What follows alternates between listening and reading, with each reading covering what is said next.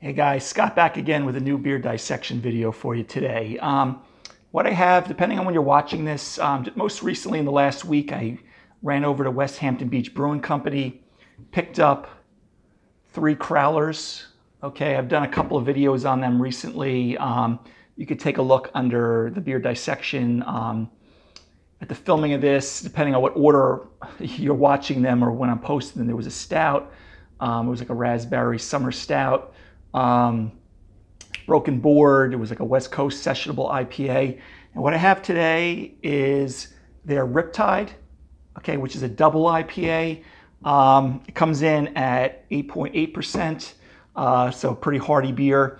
I've had this before. They do sell this. First of all, Westhampton Beach Brewing Company's about 10 miles from me on the south shore of Long Island, just before you kind of hit the South Fork of Long Island. They've been around, I don't know, 5-7 years, some give or take in that realm. They obviously have a beach theme. A lot of the beers, Jetty 4, Hurricane IPA, Broken Board. You get the idea. This one, Riptide Double IPA. Now, this one beer came out a few years ago. They did a collaboration with, not really a collaboration, I guess they did something through the Boomer Esiason Foundation for Cystic Fibrosis. So they were selling this beer. I think a portion of the proceeds were going to those foundations. And there was a Riptide lacrosse team. I think they were selling it at the arena out here on Long Island. So this beer, I got it on a crowler, so it was right off the draft system. But they do sell it in I think it's a green can. Sorry, my cat was photobombing me as she usually comes over my shoulder, but she was kind of coming right in the middle of the screen. But they did something with the Riptide box lacrosse team here on Long Island. They do make it in it's like a green and black can, 16-ounce can. So I've had this before. Definitely have never reviewed it. And again, I never had it off the draft system. But again, it is a double IPA. We'll take a look at it. But definitely check them out. I may not have as many pictures popping on my shoulder, but they have a nice tap room. Westhampton Beach, just before Southampton. And that's pretty much it. All right, guys, so let's crack this bad boy open, see what we're looking at. Again, I had this beer, it's got to be at least 9 months ago. Maybe I had it on one of my local stores, since they're obviously right here, 10 miles from me, they sell it. I only want to rip the store a little bit because a lot of times they're storing these IPAs at room temperature. Sometimes it's actually extra warm in the beer room, and I wish they would stick everything in the refrigerator. Okay, so let's crack this open. All right, I'm gonna try to pour carefully. Sometimes with the crowler, remember the crowlers are 32 ounces. A growler a lot of times is 64 ounces, and that's usually in a big jug, or sometimes there's more fancy ones. So anyway, let's pour this out. I'm just using my regular Tula pint glass that you see. So again, double IPA we're looking at here. So let's take a look at it. I have fond memories of this beer, again, even though I haven't had it served off of a crowler up the draft system. So let's take a look at it. Nice, about 2 inches, a pretty dense foam, pretty tight bubbles, pretty white foam. Kind of subtle, almost looks like you got Miracle Whip on top there a little bit for the formation of the head, proteins and stuff like that. It's white to maybe a light tan, the very most, but very nice looking. Okay, color wise, I kind of got this kind of medium amber, okay, color. Some chill haze there, no big deal. Most of these IPAs, if you watch more than 2 of my videos, I talk about sometimes, I don't know what the grist is on this beer. The grist is the recipe of the grains. They could use some wheat, oats, things like that. Most likely with this beer, looking at it quickly, and they're probably not using oats. A lot of times they use oats for New England IPAs. Sometimes I'll throw some wheat in, add some cloudiness and because of the protein structure. This one, I'm guessing it's probably just the polyphenols and hop matter that's giving a little bit of the chill haze that you have there. But most IPAs are going to have some degree of haze, even if it's not technically a juicy, hazy IPA. Okay, so like I said, kind of that medium amber kind of color, slight chill haze, no big deal. Let's take a sniff of the aroma. So you get slight citrus, but not that much. Maybe a little bit of grapefruit. But I'm actually getting more like stone fruit, tropical fruit. Maybe like like almost like eating peach, mango, definitely mango too. So you're getting tropical fruit aromas. They're probably using my guess is they're using some Australian, New Zealand hops here. But, if I kind of do the drive-by my nose, definitely tropical fruit, mango. I almost get like a cotton candy kind of aroma on there. So almost like strawberry cotton candy that you'd get. It's very nice though, very pleasant, very fruity. But I'm looking at it. I'm not thinking it's going to be cloyingly sweet or anything. But it gives we don't perceive obviously sweetness through the nostrils, but you get that a little bit of perception of that or what you're anticipating because of that kind of cotton candy, strawberry, stone fruit, peach, mango kind of concoction that you're getting there on the nose. Very nice. Actually, it actually smells better than even when I remember having it in the typical Riptide can. I've mentioned this beer on some of my other videos without actually reviewing it when I've done some other Westhampton beers. So finally I'm doing a review on it. So anyway, guys, cheers.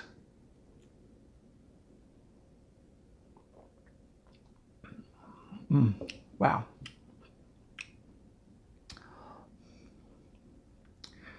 One thing I didn't mention before on the malt, it was like kind of a light toast, medium toasty bread crust, graham cracker kind of on the aroma. So it kind of gives me a little bit more like this is not necessarily like American IPA. There may be a little West Coast thrown into it because of the malt backbone on it.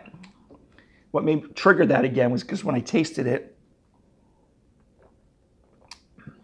on the palate, you kind of getting the same thing. Bread crust, maybe light biscuit top. Probably using some crystal malt maybe in here. Maybe some biscuit malt. Very nice, guys. This is like, the bitterness is pretty pronounced as I let it sit there. Usually the bitterness hits me or most people in about 20, 30 seconds. It's kind of building a little bit. But you want it to build on something that's like 8.8% because there is solid malt backbone. You want to offset that a little bit, or sometimes these beers can get cloyingly sweet, which you got to protect it a little bit by adding some extra bitterness to the beer, in my opinion. You get also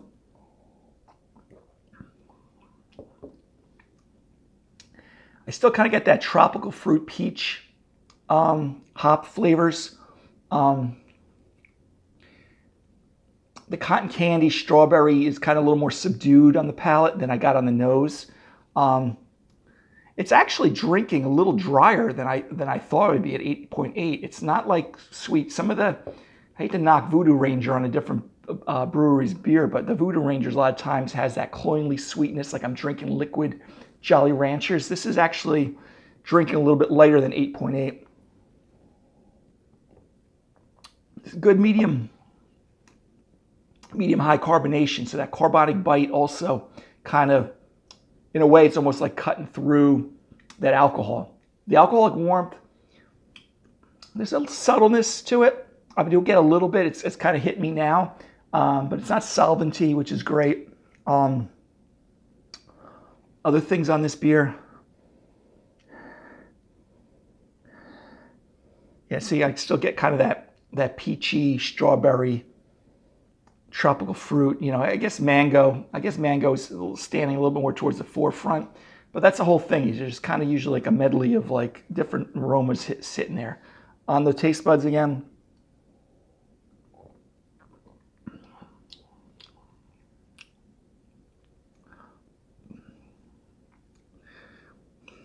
Same thing, just crisp. There's no sometimes there's no vegetative quality to this. This has got to be pretty fresh, obviously, right? I live 10 miles from there. They drew this off the tapping system on Wednesday, I think it was. I'm filming this on a Saturday. Filmed a couple other videos for them too. But really nice, balanced. Let me take that back. Technically, it's not balanced. Okay, it is a hop-forward beer. It is a double IPA. What I mean, sometimes when I say balance, is that it's not just a hop bomb. Okay, you have some nice malt backbone to this. Sweetness from the malt. Everything's pretty fresh. I don't get really any oxidative character here. But, you do have some malt backing up the hops. Like, sometimes some New England IPAs, this is not, I don't believe this looks like a regular, either American IPA, maybe even siding a little bit towards the West Coast side IPA. But sometimes these IPAs want to be so dominant with fruit that there's no malt. And it just, for me, you need a little bit of the malt backbone and not just be just this hop bomb slapping you in the face. And vice versa sometimes too. If you're going to be really sweet with the beer, you got to have a little bitterness, even if you don't want a lot of flavor and aroma with the hops and you want a malt forward beer like a brown ale or things like that. But this is drinking really nice, guys.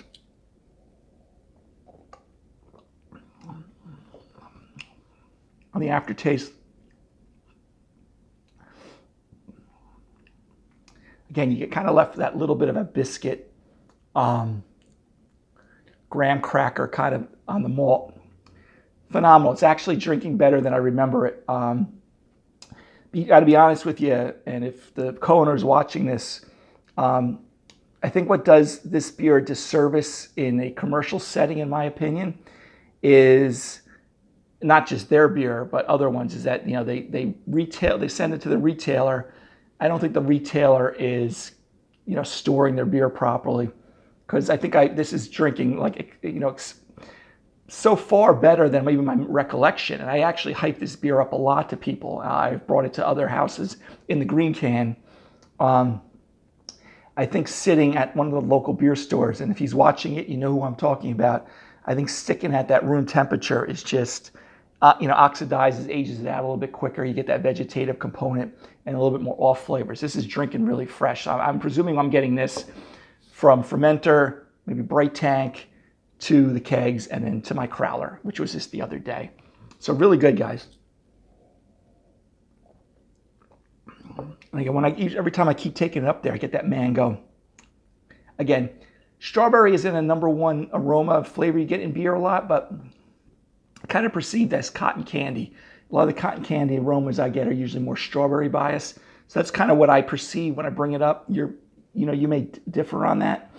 But guys, this is a classic, I'm going to say American IPA / West Coast IPA. Nice pronounced bitterness. Definitely drinks lighter than an 8.8. You got to be careful drinking this one. So again, you may be deceived that this is like drinking at 5.5, 6. Not cloyingly sweet for such a high alcoholic strength beer, which a lot of times that's the problem. It's not very attenuated. And there's just too much residual sweetness. But this is really good. Grade-wise, I got to give it an AA plus. I usually tout this beer as one of their best beers that Westhampton Beach Brewing Company produces. Just recently, I have another one that's going to compete with it. There's like a newer stout that's there. This is drinking exceptionally well, and especially recently, I drank some classics recently, and they've just been so cloyingly sweet at over 8% that this one just has enough malt backbone to kind of support it. I got a little blast of mango there. If I compare it to a lot of other IPAs,